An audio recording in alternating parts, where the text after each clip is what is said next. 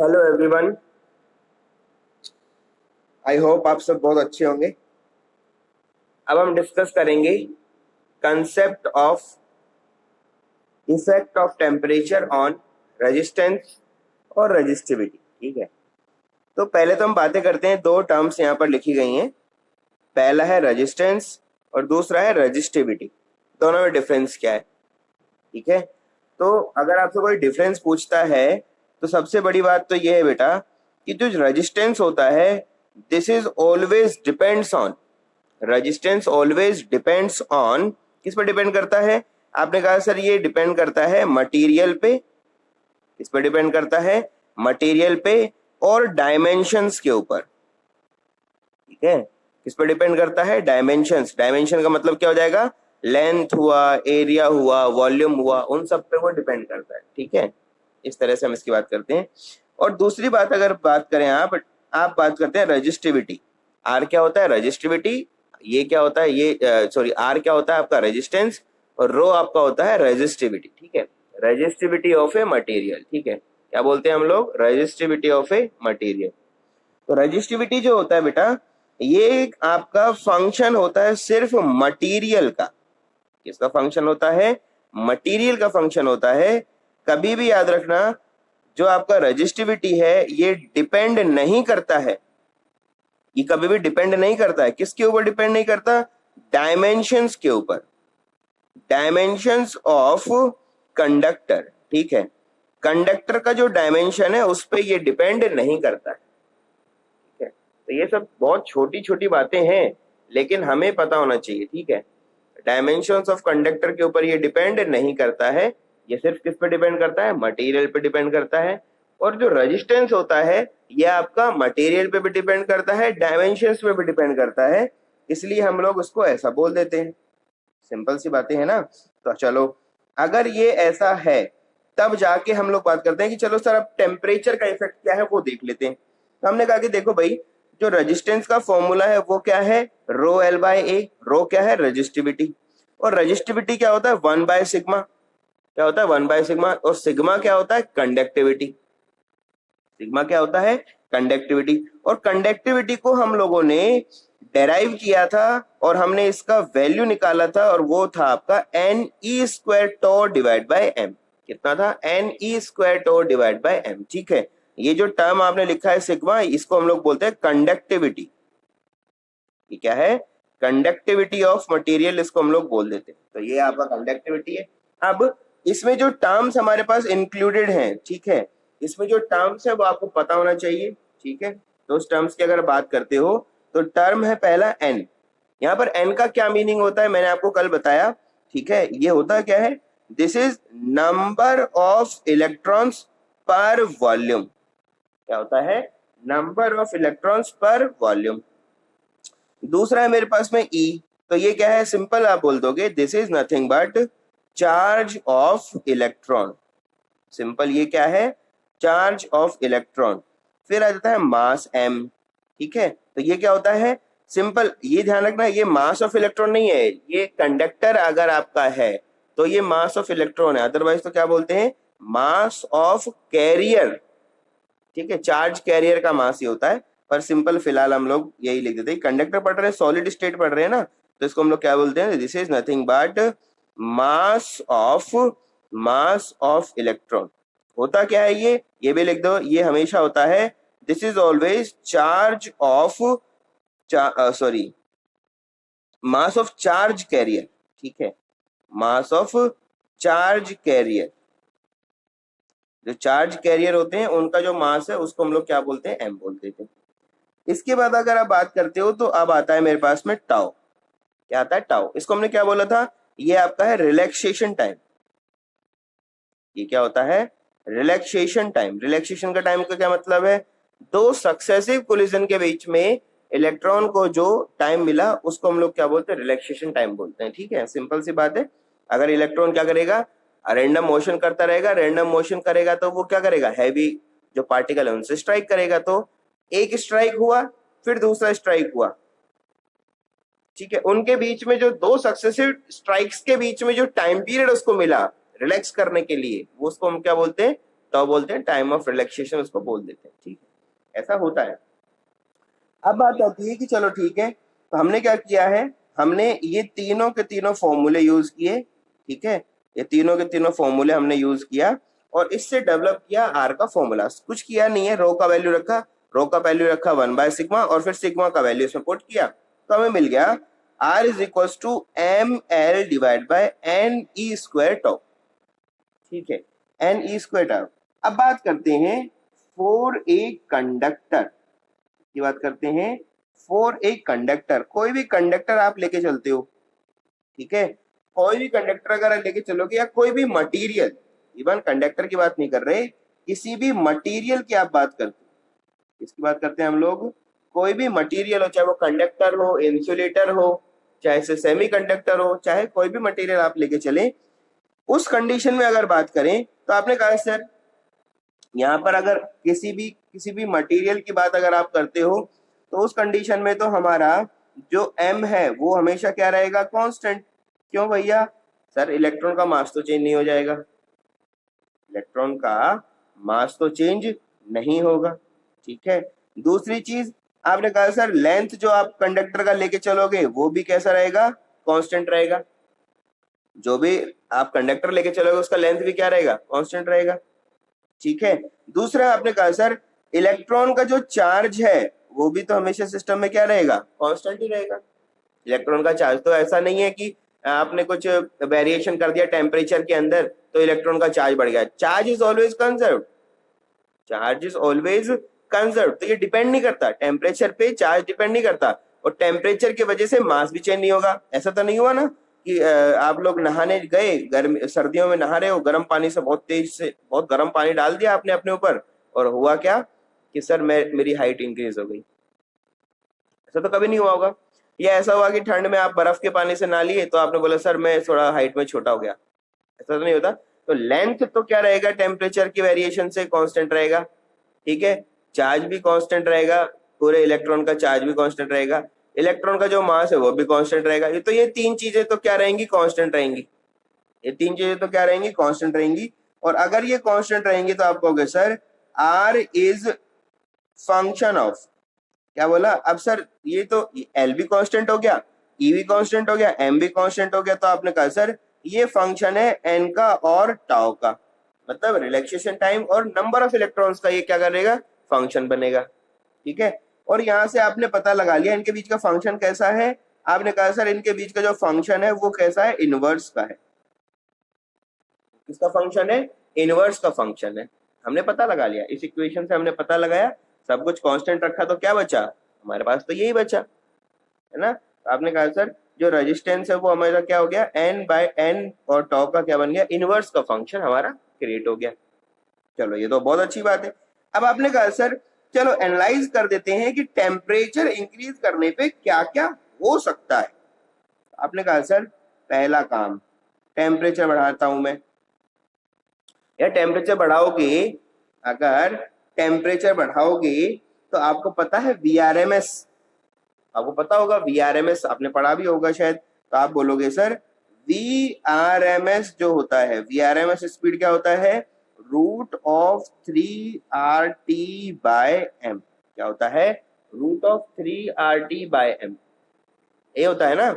तो एवरेज, ये क्या है, एवरेज मीन स्पीड, क्या है, एवरेज मीन स्पीड है। तो आपने कहा सर आप अगर देखें टेम्परेचर बढ़ाने पर वेलोसिटी RMS का वैल्यू क्या होगा, इंक्रीज करेगा।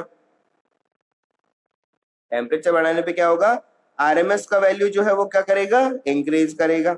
और अगर ये इंक्रीज करेगा तो दो सक्सेसिव कोलिजन के बीच में जो आपका टाइम पीरियड है वो क्या करेगा, डिक्रीज करेगा। जो टाइम पीरियड है वो क्या करेगा, आपका डिक्रीज करेगा। समझो बातों को, बहुत इंपॉर्टेंट है। देखो टेम्परेचर बढ़ाओगे, VRMS जो है वो हमें पता है, VRMS क्या होता है, VRMS होता है √3RT/m, है ना। तो टेम्परेचर अगर आपने बढ़ाया, तो VRMS का वैल्यू इंक्रीज हुआ। और अगर ये इंक्रीज होगा तो अब अगर स्पीड इंक्रीज हो गया है तो दो सक्सेसिव कोलिजन के बीच का जो टाइम पीरियड है वो क्या हो जाएगा, रिड्यूस हो जाएगा ना। तो इसका मतलब रिलैक्सेशन टाइम क्या हो गया, आपका रिड्यूस हो गया। और आपने कहा सर अगर रिलैक्सेशन टाइम रिड्यूस होगा तो बेटा जी ये इसका इनवर्स का फंक्शन है, इसका मतलब क्या होगा, रेजिस्टेंस का वैल्यू क्या होगा आपका, इंक्रीज होगा। क्या बोल सकते हो आप कह सकते हो सर रेजिस्टेंस का वैल्यू यहाँ से क्या होगा, इंक्रीज हो जाएगा। समझ रहे हो, रेजिस्टेंस का वैल्यू इंक्रीज जाएगा। और रेजिस्टेंस और रेजिस्टिविटी दोनों क्या है, प्रोपोर्शन में है। तो आपने कहा सर ऐसे कंडीशन में तो इसका रेजिस्टिविटी का वैल्यू भी क्या हो जाएगा आपका, इंक्रीज हो जाएगा। समझ रहे हो चीजों को। तो आप ये ध्यान दें हमेशा कि अगर इस तरह से आप चीजों को एनालाइज करते हो तो आपको हर चीज को एनालाइज करना पड़ता है। ठीक है, तो आप लोगों ने बोला कि अगर टेम्परेचर बढ़ाते हैं तो ये काम हमारे पास में होने वाला है। ठीक है, ये सारा का सारा जो काम है वो हमारे पास में क्या है, होने वाला है। चलो बहुत अच्छी बात है। आपने कहा सर ये तो एक कंडीशन है, अभी हमें एन के बारे में भी बात करना पड़ेगा। और दोनों साइमल्टेनियसली हो रही है, मतलब एक के बाद एक होता चला जा रहा है, आपको नहीं पता है कौन हो रहा है कौन नहीं हो रहा, हमें नहीं पता, दोनों एक साथ होने वाले। दोनों के दोनों क्या है आपकी, एक ही साथ ये चीजें अगर होने वाली है तो हम बोलते हैं क्या हुआ भाई। अब देखा भाई क्या हुआ। तो आपने कहा सर अभी यहाँ टेम्परेचर बढ़ाया था तो ऐसा ऐसा कुछ हुआ, हम लोग फिर से टेम्परेचर बढ़ा देते हैं, मतलब ये बढ़ ही रहा है, पहले से बढ़ रहा था, अभी हमने टॉ को एनालाइज किया था, अभी किसी और को करेंगे। दूसरा कौन है, दूसरा तो एन है। आपने कहा सर टेम्परेचर अगर बढ़ाओगे तो उसकी वजह से क्या डेवलप होगा, हीट। क्या होगा, हीट पे टेम्परेचर बढ़ाओगे तो हीट डेवलप होगा। तो हीट अगर डेवलप होगा बेटा तो हीट क्या है, एनर्जी है। हीट आपका क्या है, एक एनर्जी है, फॉर्म ऑफ एनर्जी है। और फॉर्म ऑफ एनर्जी अगर सिस्टम में जाएगा तो इलेक्ट्रॉन्स को वो एनर्जी मिलेगा। ये जो हीट आपका डेवलप हो रहा है ये एक्चुअल में क्या है, दिस इज ए एनर्जी। ये क्या चीज है, एनर्जी। और ये एनर्जी जाएगा किसके पास में, इलेक्ट्रॉन में। और इलेक्ट्रॉन क्या हो जाएंगे, आयोनाइज्ड। क्या हो जाएंगे, आयोनाइज्ड, मतलब एक्साइटेड स्टेट में चले जाएंगे सर। क्या हो जाएंगे, एक्साइटेड स्टेट में चले जाएंगे। और एक्साइटेड स्टेट में जाने का मतलब क्या है, उन्होंने अपना ऑर्बिट छोड़ दिया है, रैंडम मोशन करना शुरू कर देंगे। और अगर ऐसा होता है दोस्त तो आपको ये पता होना चाहिए कि जैसे ही आपका इलेक्ट्रॉन आयोनाइज होगा, लीव ऑर्बिट, क्या करेगा वो करेगा लीव ऑर्बिट। ऑर्बिट को क्या करेगा, छोड़ देगा। और जैसे ही ऑर्बिट को छोड़ेगा तो एन का जो वैल्यू है वो आपका क्या कर जाएगा, इंक्रीज कर जाएगा। एन का वैल्यू क्या कर जाएगा, इंक्रीज कर जाएगा। और अगर एन का वैल्यू इंक्रीज किया तो बेटा जी आर का वैल्यू आपका क्या कर जाएगा, डिक्रीज। और आपका रो का वैल्यू भी क्या कर जाएगा, डिक्रीज। अब देखो यार, टेम्परेचर बढ़ाने पर ये कम होके इसको बढ़ा रहा था और ये भाई साहब बढ़ के इसको क्या कर देंगे, कम कर देंगे। मतलब कुछ लोचा है, मतलब तो कुछ गड़बड़ है और उस गड़बड़ का पता हमें लगाना है। ठीक है, तो आपने कहा सर देखते हैं, तो अभी अभी हमने क्या पता लगाया वो वापस लिख देते हैं। ठीक है, आपने कहा सर टेम्परेचर बढ़ाने पर पहली बात तो ये कि रिलैक्सेशन टाइम हो जाता है कम, और उसकी वजह से जो आपका रेजिस्टेंस है वो क्या कर जाता है, इंक्रीज। की वजह से आपका रेजिस्टेंस क्या कर जाता है, इंक्रीज। दूसरा बात, अगर आप टेम्परेचर बढ़ा देते हो तो number of electron per unit volume, number of electron in unit volume क्या कर जाते हैं आपके, इंक्रीज। और अगर ये ऐसे इंक्रीज करेंगे सर तो उसकी वजह से आर का जो वैल्यू है वो क्या कर जाएगा, डिक्रीज। क्या कर जाएगा, डिक्रीज। तो आपने कहा सर आप तो ये बताओ कि क्या हमारा रेजिस्टेंस बढ़ेगा या घटेगा, बस आप तो ये बताओ ना। बिल्कुल आसान सी बात है बेटा, आप बात करने वाले हो सबसे पहला फर्स्ट केस किसका लेके चल रहे हो, कंडक्टर। ये सबके लिए जनरल है, ये जो केस है वो सबके लिए क्या है, जनरल है, मटेरियल। अब पहला केस आपने लिया है और वहां पर क्या लिया आपने, कंडक्टर। तो बेटा जी जब कंडक्टर की बात आप करते हो ना तो दे हैव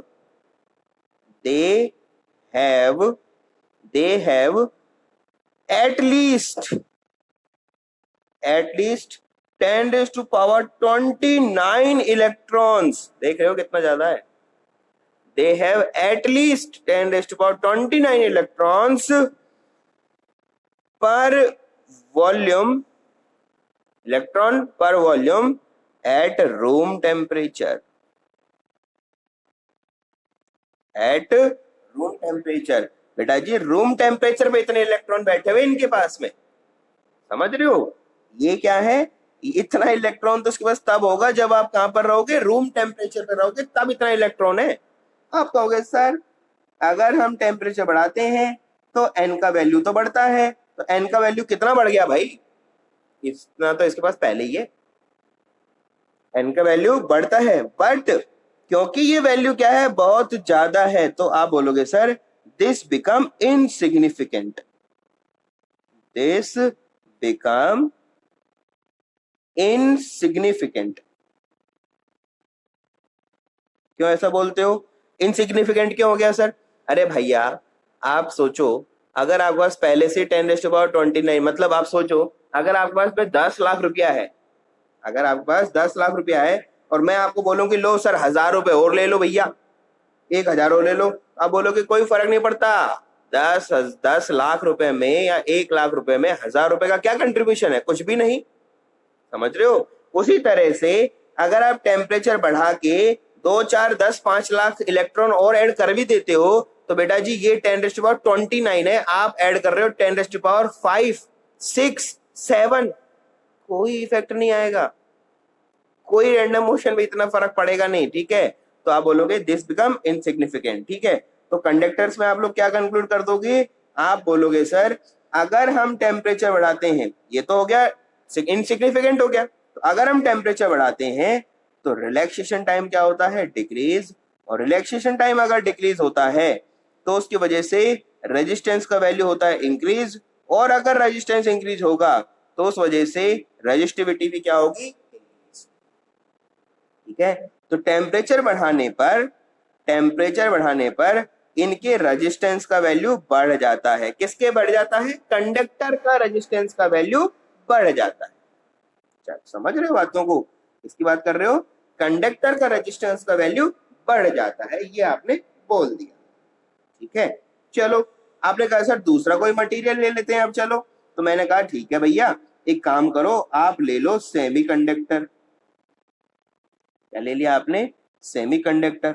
और बेटा जी सेमीकंडक्टर में भी सेम केस चलेगा, सेमीकंडक्टर में भी क्या होगा, टेम्परेचर बढ़ाने पर ये सारे काम होते रहेंगे, ये सब क्या है, जनरल, ये क्या है, general, general for all materials, ये क्या है, जनरल है, सभी मटेरियल के लिए वैल्यू क्या है, जनरल है। तो आपने कहा सर सेमीकंडक्टर में भी यही होना होगा, बिल्कुल यही होगा। तो आपने कहा सर इसका मतलब तो टेम्परेचर बढ़ाने पर आर का वैल्यू बढ़ेगा भी घटेगा भी।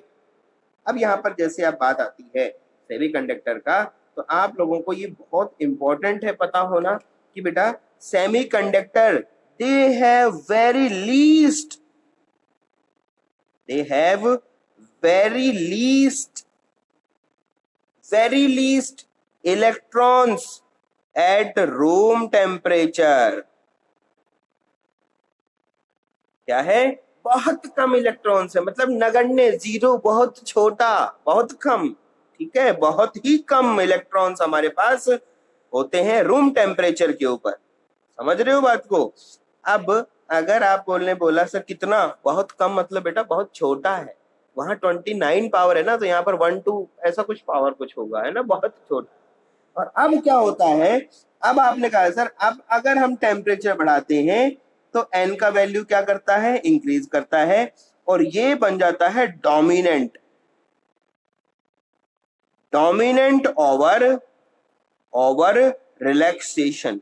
तो टेम्परेचर बढ़ाओगे नंबर ऑफ इलेक्ट्रॉन बढ़ेंगे और वो डोमिनेट कर जाएगा किसके ऊपर, टाउ के ऊपर। तो आप बोलोगे सर अगर ऐसा होगा तो इसका मतलब टाउ की वजह से जो चेंज हुआ है वो तो बिल्कुल जीरो की तरफ चला जाएगा, बहुत छोटा हो जाएगा।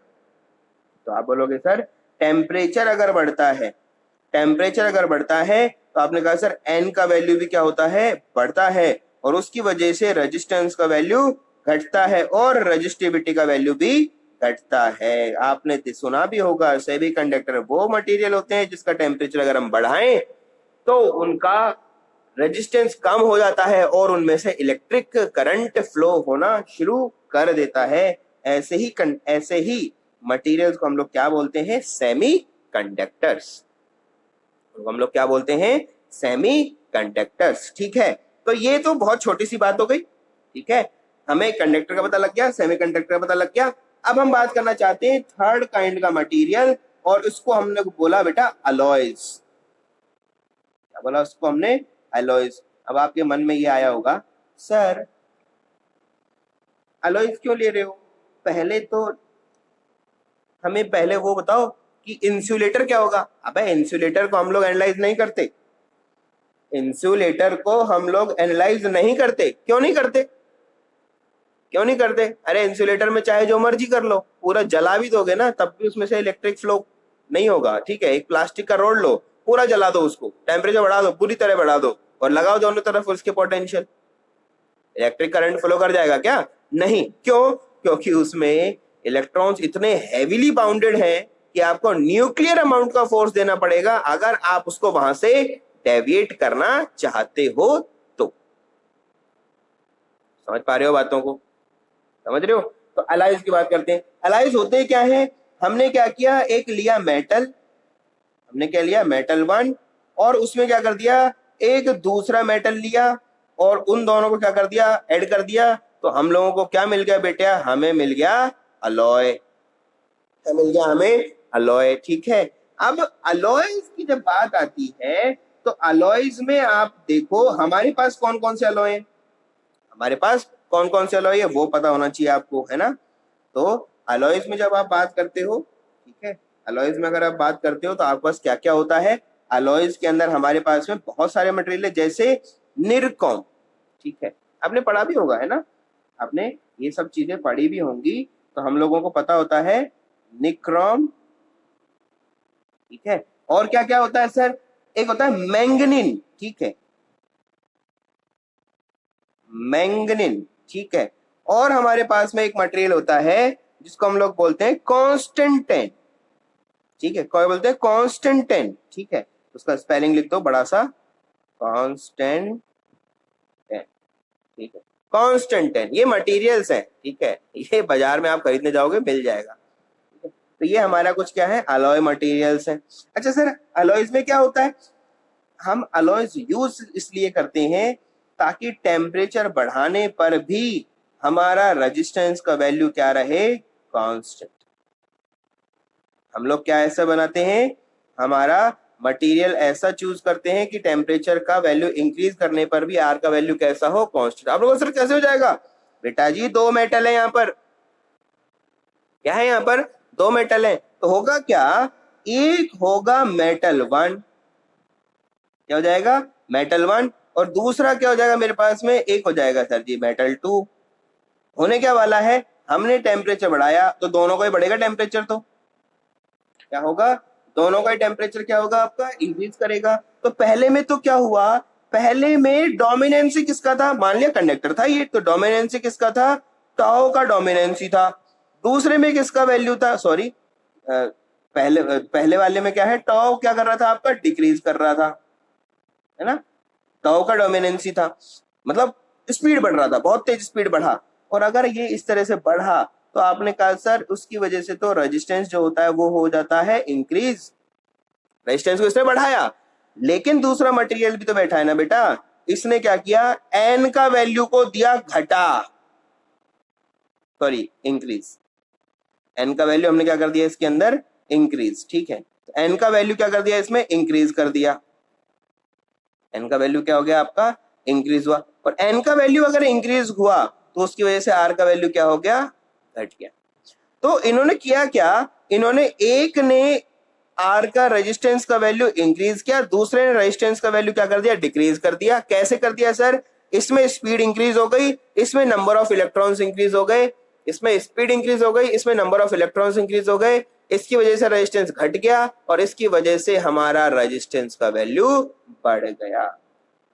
की वजह से हमारा रेजिस्टेंस का वैल्यू क्या हो गया बेटा, बढ़ गया। तो जैसे ही ये दोनों के दोनों आपके पास में सामने आएंगे, ये दोनों के दोनों केस आपके सामने जब आएंगे तो आपने कहा सर एक का वैल्यू बढ़ा दूसरे का घटा, और इनका जो ओवरऑल इफेक्ट की अगर बात करते हो, इनका जो ओवरऑल इफेक्ट की अगर आप बात करते हो तो क्या हुआ, रेजिस्टेंस का वैल्यू कैसा हो गया, constant.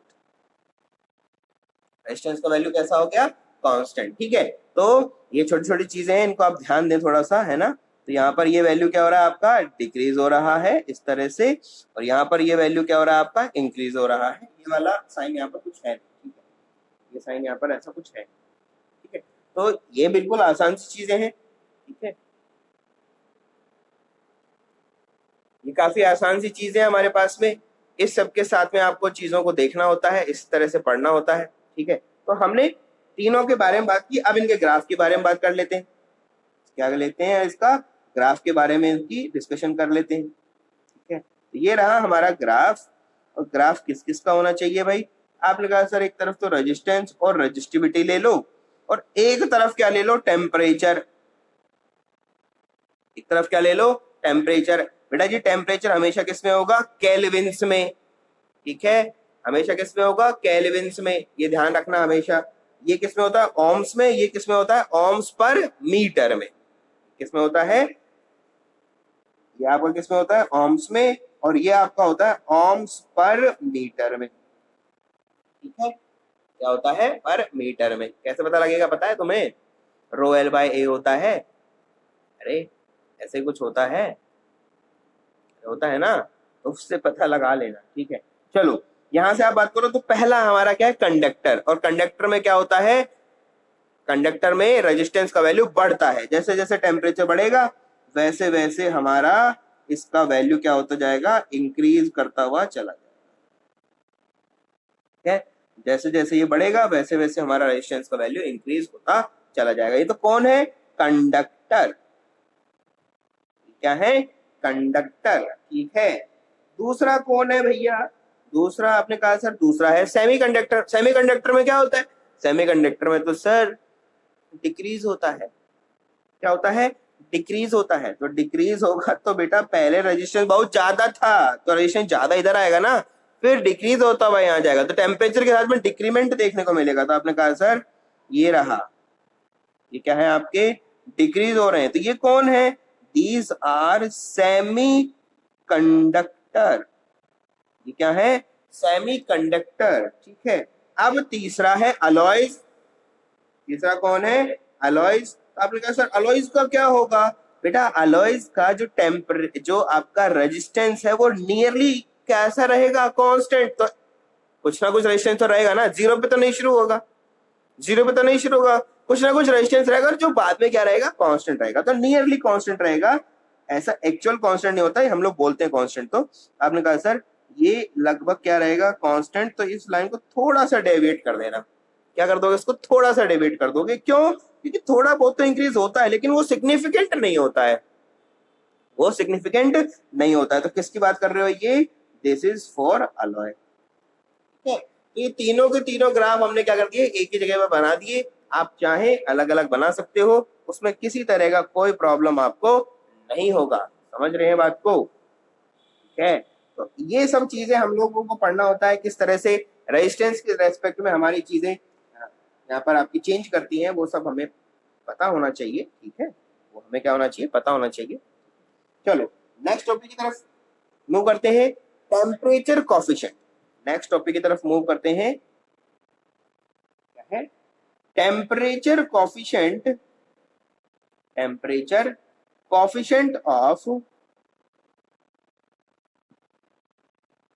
Temperature coefficient of resistance, क्या है, टेम्परेचर कॉफिशिएंट ऑफ रेजिस्टेंस, ठीक है। क्या बोलते हैं इसको, अल्फा। क्या बोलते हैं इसको हम लोग, अल्फा। इसी को कहीं कहीं पर कुछ कुछ बुक पढ़ोगे बेटा तो इसी को बोला जाता है थर्मल रेजिस्टेंस। क्या बोलते हैं इसको हम लोग, इसी को बोला जाता है थर्मल रेजिस्टेंस, ठीक है। क्या बोलते हैं इसको, थर्मल रेजिस्टेंस, ठीक है। ये भी क्या होता है, अल्फा, ठीक है। आप लोग बहुत सारी चीजें पढ़ोगे थर्मल के रेस्पेक्ट में ना, थर्मल कॉफिशिएंट पढ़ना होगा, थर्मल एक्सपांशन पढ़ा होगा, ठीक है। बहुत सारी चीजें पढ़ते हो, उसी का एक छोटा पार्ट कौन है, थर्मल रेजिस्टेंस अल्फा। क्या है, थर्मल रेजिस्टेंस कॉफिशिएंट है अल्फा, ठीक है। इसकी बात करते हैं।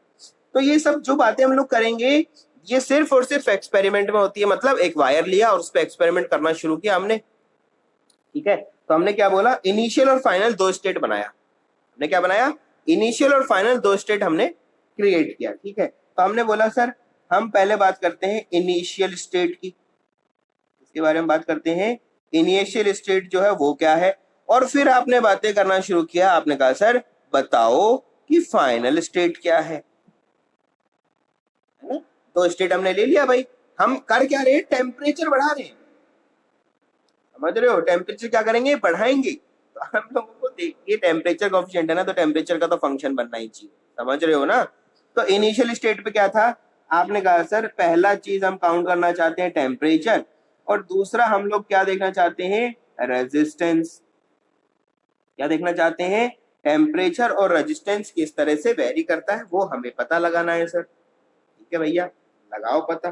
कैसे पता लगाओगे, लेकिन इंपॉर्टेंट जो है वो ये है कैसे पता लगाओगे। तो आपने कहा सर इनिशियल टेम्परेचर कितना था T, कुछ टेम्परेचर बढ़ गया, क्या हो गया, कुछ टेम्परेचर बढ़ गया, तो बढ़ के कितना हो गया, आपने कहा सर ये हो गया T प्लस डेल्टा टी। कितना हो गया, T plus delta T. Initial जब टेम्परेचर T था तो रेजिस्टेंस का वैल्यू कितना था, R0। R0 का मतलब इनिशियल, सबसे पहले का, रूम टेम्परेचर पे, है ना, इतना था। आपने कहा सर जब टेम्परेचर बढ़ाया तो कुछ टेम्परेचर के साथ में हमारा ये वैल्यू बढ़ा, कितना बढ़ा, थोड़ा सा, कितना थोड़ा सा, डेल्टा। ठीक है, एक्सपेरिमेंट हमने किए और हमें पता लगा, क्या पता लगा भाई आपको, आपने कहा सर ये जो डेल्टा आर का चेंज है, ये जो डेल्टा आर का आपका चेंज है ये प्रोपोर्शनल है, इसके प्रोपोर्शनल है, ये जो डेल्टा टी का चेंज हुआ है इसके। कहां से पता लग रहा है ये बातें, कहां से बोल रहे हो, बाय एक्सपेरिमेंट्स। ठीक है, कहां से बोल रहे हो ये, बाय एक्सपेरिमेंट्स। ये ध्यान रखना, ऐसा नहीं है कि सर मन में आया बोल दिया अब क्या करें, तो बेटा ऐसा नहीं होता है। ठीक है, ये आपको पता होना चाहिए, नहीं तो गड़बड़ हो जाएगा, घोटाला ना। एक्सपेरिमेंट से पता लगा डी आर का वैल्यू डेल्टा टी के प्रोपोर्शन है, और दूसरी चीज जो पता लगी वो क्या है कि जो ये डेल्टा आर का चेंज है ना ये डिपेंड करता है आर नोट पे। सिंपल सी बात है यार, अगर आपका रेजिस्टेंस पहले ही बहुत ज्यादा है तो डेल्टा आर का जो वेरिएशन आएगा वो हमेशा छोटा ही होगा, बहुत कम ही होगा, है ना। तो हमेशा जो काउंटिंग होती है वो बेस से होती है, अगर बेस का वैल्यू पे ही तो डिपेंड करेगा ना भाई, परसेंटेज चेंज जो होता है वो डिपेंड किस पे करता है, initial value to dt dr proportional to r naught initial state. Equation को प्रोपोर्शनलिटी में कन्वर्ट किया, और उस कन्वर्जन के बाद हमने देखा कि ये जो आपका वैल्यू है प्रोपोर्शनलिटी साइन को हटाया, एक हमारे पास कांस्टेंट आया, कांस्टेंट को हमने क्या बोला है, coefficient of thermal resistance. This is coefficient of thermal resistance, simple, इसमें कोई ज्यादा ऐसा रॉकेट साइंस नहीं किया है, बिल्कुल आसान। अब बात आती है यहां पर, अगर आप अल्फा की बात करते हो तो मोस्ट कॉमनली अल्फा का वैल्यू जो है वो हमेशा क्या होता है, कांस्टेंट होता है, मोस्ट कॉमनली, मोस्ट केसेस के अंदर ये क्या होता है, constant. But alpha can be function of temperature, some case, कुछ केस में क्या होता है, कुछ केस में तो ये आपका क्या हो जाएगा, मोस्ट ऑफ केस में तो क्या रहेगा, कांस्टेंट। कुछ केस में टेम्परेचर फंक्शन का हो सकता है, कैसा फंक्शन होगा, कुछ भी हो सकता है, वो दिया जाएगा आपको, है ना। तो अब हमारे पास जो सिचुएशन है, सिचुएशन को तो बेटा आपको याद रखना है, और वो ये है डी आर इक्वल्स टू क्या है, alpha R naught D T. क्या है, alpha R naught D T हमारी सिचुएशन है। ठीक है, तो अब इसको आगे बढ़ते हैं, चलिए। तो आपने कहा सर हमारे पास आया है D R is equals to, D R is equals to हमें मिला है alpha times R naught multiply by D T. हमें क्या करना है इसको, हमें तो सर फाइनल वैल्यू निकालना है ना। हाँ ठीक है, निकालो। तो आपने कहा सर हम इंटीग्रेट करेंगे डी आर को, और हम लोग इंटीग्रेट करेंगे सर इस वाली इक्वेशन को भी, कर दो भैया, क्या दिक्कत है। बात आती है लिमिट चाहिए सर जी, लिमिट लगाओ। लिमिट कैसे लगाएं, आपने कहा सर जब r का वैल्यू r आई है तो उस कंडीशन में टेम्परेचर का वैल्यू कितना है, Ti है, और जब r का वैल्यू बढ़ के कितना हो गया, r का वैल्यू हो गया r फाइनल, उस कंडीशन में टेम्परेचर का वैल्यू भी कितना हो जाएगा, T फाइनल हो जाएगा ना। तो आपने कहा सर हो जाएगा, और हो जाएगा तो बेटा सोल्व करो। ये हो गया r इंटीग्रेशन dr का क्या हो जाएगा, r कहां से कहां तक जाना है, r इनिशियल से r फाइनल, और इसको लिखना पड़ेगा, क्या लिखना पड़ेगा, अल्फा कांस्टेंट था, R naught initial value constant था, बाहर आ गया, dt का क्या बना, टेम्परेचर। कहां से कहां तक जाना पड़ेगा सर, टी से लेकर बेटा टीएफ तक जाना पड़ेगा। कहां से कहां तक जाना पड़ेगा, टी से लेकर टीएफ तक जाना पड़ेगा। सोल्व करो, सोल्व करोगे तो क्या मिलेगा आपको, यहां से मिलेगा R final minus R initial is equals to alpha R naught multiply by T final minus T initial. ये होगा ना। आपको पता है कि सर इनिशियल वैल्यू तो आर नॉट ही था, इनिशियल वैल्यू तो क्या था सर, आर नॉट ही तो था। तो आपने कहा सर हाँ ये तो सही बात है, आपने कहा सर इसका मतलब R F minus R naught is equals to alpha times R naught multiply by T F minus T I, ये होगा ना। तो आपने कहा सर यहां से इसको सॉल्व कर लेते हैं, सॉल्व करके क्या मिलेगा, R final is equals to, R final equals to क्या हो गया, यही तो है, अरे यही सब तो कुछ है हमारे पास। क्या बनेगा, क्या बनेगा सोचो, ये बना मेरे पास, आपने कहा sir alpha R naught multiply by में क्या है, T F minus T I और प्लस कौन हो गया, आर नॉट। ठीक है, तो आर नॉट कॉमन ले लो। तो आपने कहा sir R F equals to R naught, sir common ले लिया, कॉमन लिया तो क्या बना बेटा, 1 plus alpha multiply by T F minus T I, क्या बना, 1 plus alpha T F minus T I. अब इसको आप सोल्व करें तो आपको मिलेगा R F is equals to R naught 1 minus alpha delta T, क्या लिख दिया इसको हमने, डेल्टा टी। आपने कहा सर डेल्टा कैसे लिख दिया, बेटा बता देंगे ना, कुछ भी लिख दो, बताओ तो उसको क्या लिखा, डेल्टा टी आपने जो लिखा है उसका मतलब क्या है, this is temperature final minus temperature, this is nothing but temperature final minus temperature initial. तो ऐसे लिख सकते हो।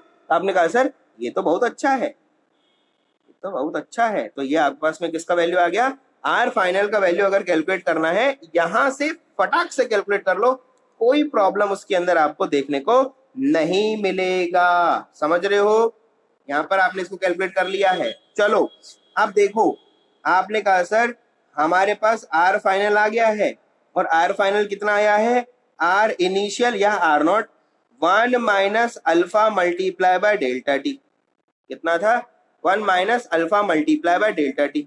अब क्योंकि मैं जानता हूं आर का वैल्यू क्या होता है, रो एल डिवाइड बाय ए, क्या होता है, रो एल डिवाइड बाय ए, तो पुट कर दो, क्या पुट कर दो, आपने कहा सर रो फाइनल एल, ये तो चेंज नहीं हुआ, एरिया भी चेंज नहीं हुआ, इक्वल हो जाएगा sir rho initial L divide by A 1 minus alpha delta T, हो जाएगा 1 minus alpha delta T, L A से खेल खत्म। आपको यहां से बेटा जी खूबसूरत सा फॉर्मूला मिला, final resistivity equals to initial resistivity multiply by 1 minus alpha delta T, हो गया 1 माइनस अल्फा डेल्टा टी। तो आपने कहा था सर रेजिस्टेंस और रेजिस्टिविटी दोनों कैलकुलेट हो गया, दोनों के दोनों क्या हो गए आपके, कैलकुलेट हो गए। ठीक है, क्या हो जाएंगे आपके पास, कैलकुलेट हो गए। ठीक है, इस तरह से आप इसको लिख सकते हो, कोई प्रॉब्लम इसके अंदर नहीं है।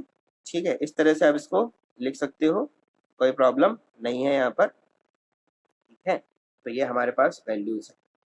ठीक है, अच्छा यहाँ पर हमने साइन का शायद लोचा कर दिया, T I minus T F, हाँ तो ये तो अंदर तो माइनस रहेगा लेकिन बाहर वाले को हमने खा गए हैं, है ना, प्लस ही साइन था यहाँ, तो ये प्लस ही रहेगा। ठीक है, तो ये तो प्लस ही रहेगा, ये साइन आपका क्या होगा, प्लस आ जाएगा, ये भी प्लस रहेगा और ये भी प्लस है ना। सॉरी ये छोटा सा मिस्टेक हो गया था हमसे, कोई बात नहीं, कितना चलता है।